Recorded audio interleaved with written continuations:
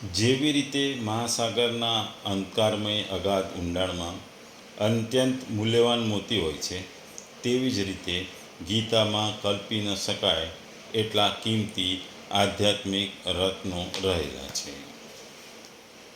ભગવદ્ ગીતાનો અધ્યાય 2, શ્લોક 50. ભગવાન બોલ્યા કે સમબુદ્ધિયુક્ત માણસ પુણ્ય અને પાપ બેને આ લોકમાં ત્યાગી દે છે, તેમનાથી મુક્ત થઈ જાય છે. આથી તું સમત્વરૂપ યોગમાં જોડાઈ જા. આ સમત્વરૂપ યોગ એ જ કર્મોમાં કુશળતા છે, અર્થાત કર્મ બંધનમાંથી છૂટવાનો ઉપાય છે.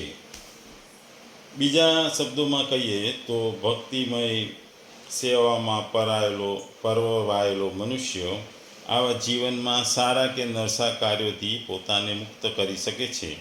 માટે યોગ અર્થે પ્રયાસ કર, કારણ કે યોગ જ કર્મનું કૌશલ્ય છે. અહીં આ શ્લોકમાં ભગવાન સમતારૂપી બુદ્ધિથી યુક્ત મહાપુરુષોની પ્રશંસા કરતા ભગવાન અર્જુનને કર્મયોગનું અનુષ્ઠાન કરવાની પુનઃ આજ્ઞા આપે છે.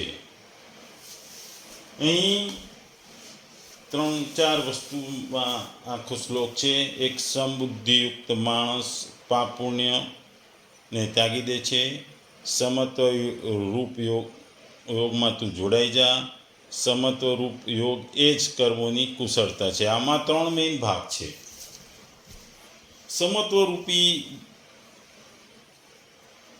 યોગમાં જોડાવાની વાત એ બહુ મહત્વની છે. અહીં ભગવાન સમબુદ્ધિયુક્ત માણસ એટલે કે સમતાવાળો મનુષ્ય જીવિત અવસ્થામાં પાપ પુણ્યનો ત્યાગ કરી દે છે, અને અર્થાત તે પુણ્ય પાપ લાગતા નથી, તે તેમાંથી રહિત થઈ જાય છે. જેવી રીતે સંસારમાં પુણ્ય પાપ થતા જ રહે છે, પણ સર્વવ્યાપી પરમાત્માને પુણ્ય પાપ નથી લાગતા. તેવી જ રીતે સમતામાં નિરંતર સ્થિર રહે છે, તેને પણ પાપ પુણ્ય નથી લાગતા.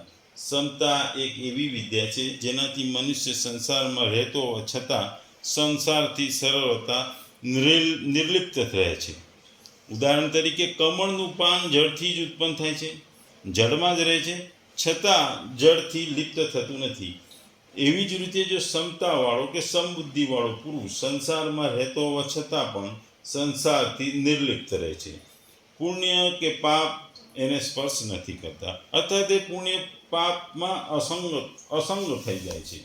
એટલે કે એના જીવનમાં સારા કે નરસા કાર્યથી એ પોતાને મુક્ત કરી દે છે. એની જે સમબુદ્ધિથી એ કામ કરે છે, એમાં એને સારા કે નરસા કે પાપ પુણ્યના ફળ વિશે એ પોતે આશા રાખતો નથી, અને એનાથી એ મુક્ત થઈ જાય છે.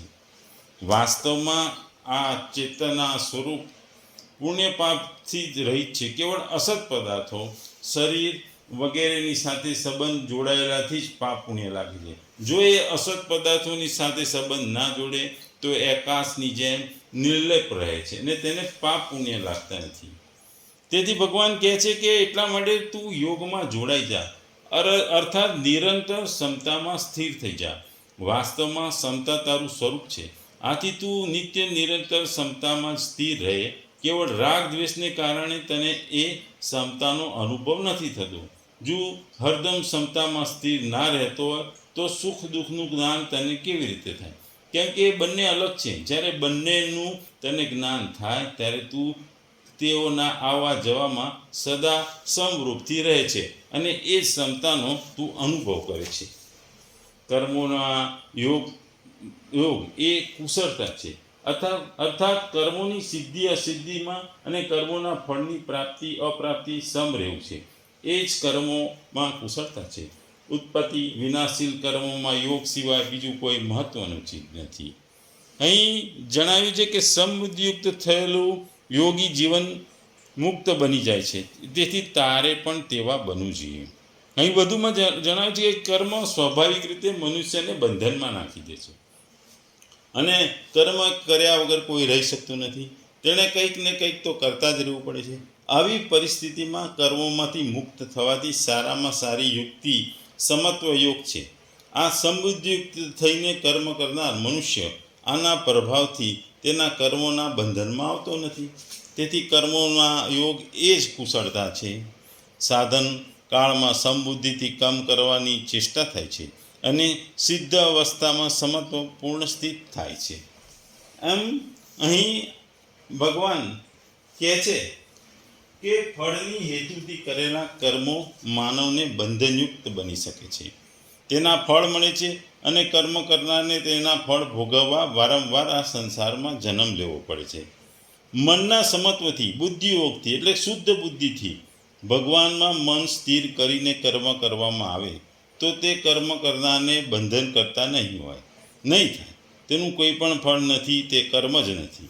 જે બંધન કરતા છે તે જો સમત્વથી કરવામાં આવે તો તે એનું એવું સ્વરૂપ નષ્ટ થાય કે સ્થિર બુદ્ધિવાળો યોગી પોતાના બધા કર્મો દિવ્ય અભિનેતા કે અંતર્યામીને અર્પણ કરે છે. આમ ભગવાન અહીં કહે છે કે પ્રત્યેક જીવાત્માને અનંતકાળથી પોતાના સારા નરસા કર્મના ફળ સંચિત કરેલા હોય છે. આમ હોવાથી તે પોતાના વાસ્તવિક બંધારણીય સ્થિતિથી સદા અજાણ રહે છે. આ અજ્ઞાનને ભગવદ્ ગીતાના ઉપદેશથી દૂર કરી શકાય છે. જે મનુષ્ય સર્વથા કૃષ્ણનો આશ્રય લેવાનો તથા પુનઃ જન્મ મરણથી તથા કર્મફળની શૃંખલાનો ભાગ બનાવવાથી મુક્ત થવાનો ઉપદેશ આપે છે. તેથી જ અર્જુનને કૃષ્ણ ભાવના યુક્ત થઈ કર્મ કરવાનું કહેવામાં આવ્યું છે, કારણ કે કર્મફળથી જ શુદ્ધ થવાની પ્રક્રિયા છે.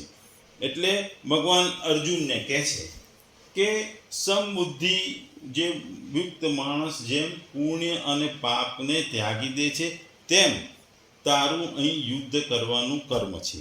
આ યુદ્ધ કરવામાં તારો પરાજય કે જય થશે કે તું તારાથી લોકોના મૃત્યુ થશે, તારો વિજય થશે કે પરાજય થશે, પણ તેને લીધે થતા પુણ્ય પાપને તું વિચાર ના કર. એ બેને તું ત્યાગી દે.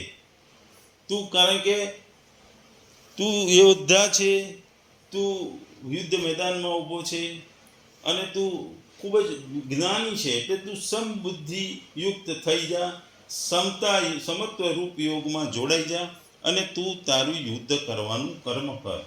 કારણ કે જે તારો કર્મ કરવાનો છે એ સમત્વમાં તું તારું કામ કરીશ, એ સમત્વ યોગમાં તું તારું જે આ યુદ્ધ કરવાનું કામ કરીશ એ એમાં તારી કુશળતા છે. કારણ કે તું યોદ્ધા છે. તે પહેલાંના નાનપણથી લઈ અને અત્યાર સુધી તે યુદ્ધ કરવા માટેના શસ્ત્રોની તે તાલીમ લીધેલી છે, તે ટ્રેનિંગ લીધેલી છે. એટલે તું કુશળ છું. આ યુદ્ધ કરવાના કર્મમાં તું કુશળ છું. એટલે તારા સર્વ ધર્મ અને આ કર્મને જાણી તું આ યુદ્ધ કર, એમ અહીં ભગવાન અર્જુનને કહે છે. આમે આપણે ત્યાં કોઈ પણ વસ્તુમાં આજે નોકરીમાં કે કશામાં લગાવવામાં આવે ત્યારે એને પહેલાં ટ્રેનિંગ આપવામાં આવે છે. એ ટ્રેનિંગથી માણસને એકદમ કુશળ બનાવવામાં આવે છે. કોઈ પણ વસ્તુમાં આજે શિક્ષક હોય ત્યારે એ આગળ બીએડનું ભણે ત્યારે એ શિક્ષણ આપવાનું કેવી રીતે હોય છે, ક્લાસમાં કેવી રીતે ભણાવવાનું હોય છે, કેવી રીતે પીરિયડ્સ લેવાના હોય એમને ટ્રેનિંગ આપવામાં આવે છે. આ ટ્રેનિંગ લેવાથી એ એના કાર્યમાં કુશળ બને છે. શિક્ષક બને છે ત્યારે એનું કર્મ બાળકોને એટલે વિદ્યાર્થીઓને ભણાવવાનું હોય છે અને એ ભણાવવામાં એણે ટ્રેનિંગથી જે કુશળતા મેળવી છે એ વધુ ને વધુ જેમ ભણાવતો જાય, જેમ જેટલા વર્ષો એના વીતતા જાય એમ એ ભણાવવામાં પારંગત થઈ જાય છે, કુશળ થઈ જાય છે. એટલે એના ભણાવવાના કર્મોમાં એની કુશળતા હોય છે.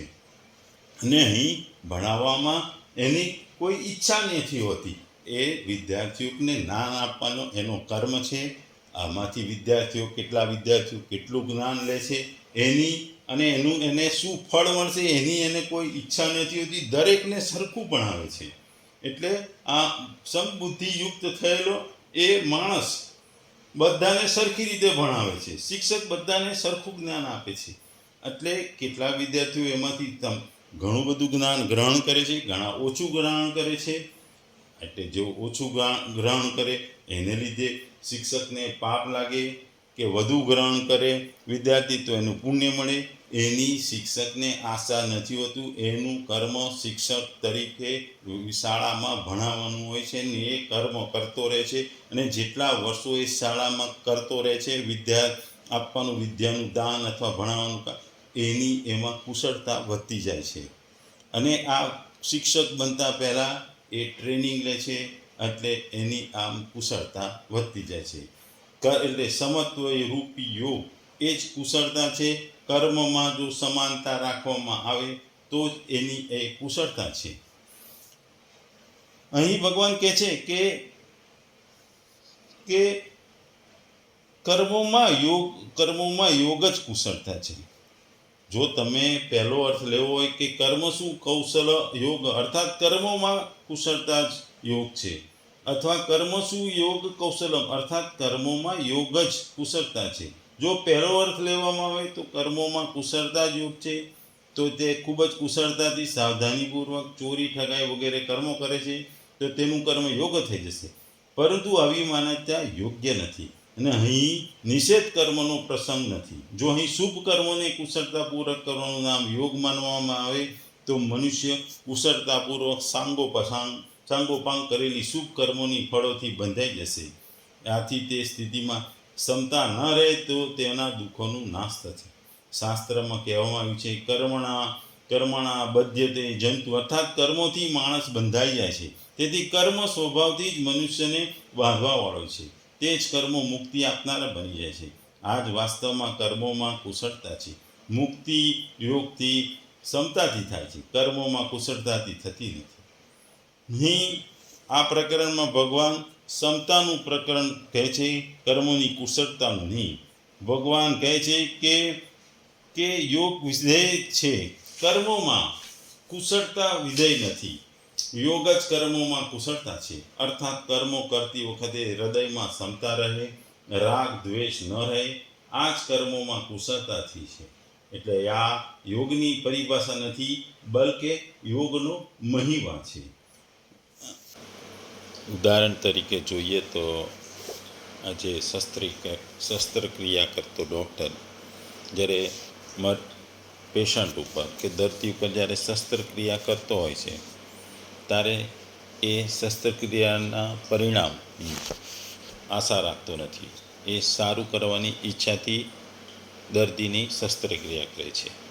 આ શસ્ત્રક્રિયા કરવાથી સારું થશે, ખરાબ થશે, એને પુણ્ય મળશે, એને પાપ મળશે, એનું એ વિચાર કરતો નથી અને દર્દીની જરૂરિયાત પ્રમાણે એની શસ્ત્રક્રિયા કરે છે.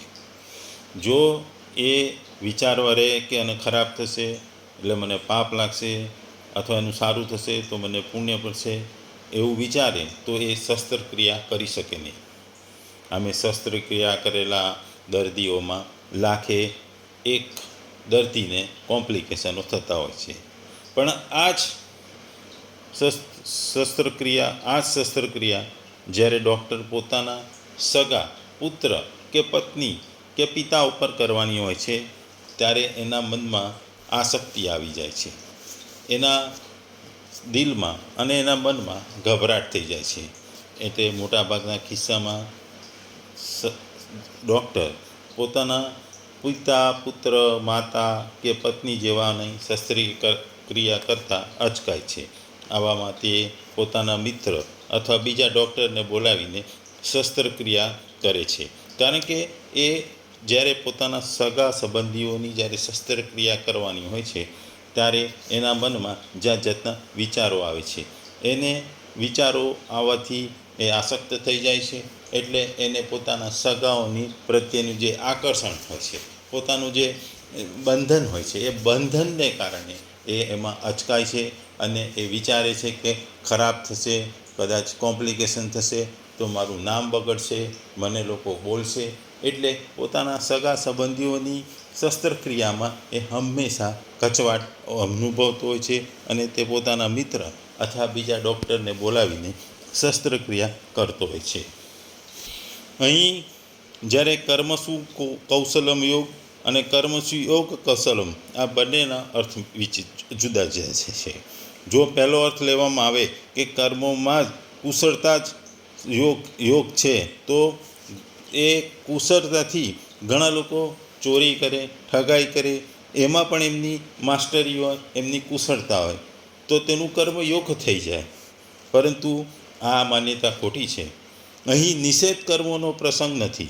જો અહીં શુભ કર્મોને કુશળતાપૂર્વક કરવામાં આવે તો જ યોગ માનવામાં આવે છે. મનુષ્ય કુશળતાપૂર્વક સાંગોપાંગ કરેલા શુભ કર્મોના ફળથી જ બંધાય છે. આથી તે તેની સ્થિતિમાં ક્ષમતામાં રહે છે અને તેના દુઃખોનો નાશ નહીં થાય. અર્થાત કર્મોથી માણસ બંધાઈ જાય છે. તેથી તે કર્મ સ્વભાવથી મનુષ્ય બાંધવાવાળો છે. તે કર્મો મુક્તિ આપનાર બની જાય. આ વાસ્તવમાં કર્મોમાં કુશળતા છે. મુક્તિ યોગ ક્ષમતાથી થાય છે, કર્મોમાં કુશળતાથી થતી નથી. યોગ ક્ષમતાનો આદિ અંત હોતો નથી, પરંતુ કર્મ કેટલાય સુંદર હોય છે. તેનો આરંભ અને અંત થાય છે અને તેનો ફળનો પણ સંયોગ અને વિયોગ થાય છે. જેથી જેનો આરંભ અને અંત સંયોગ તથા વિયોગ થાય છે તેના દ્વારા મુક્તિ કઈ રીતે મળી શકે? નાશવંત દ્વારા અવિનાશી પ્રાપ્ત કઈ રીતે થશે?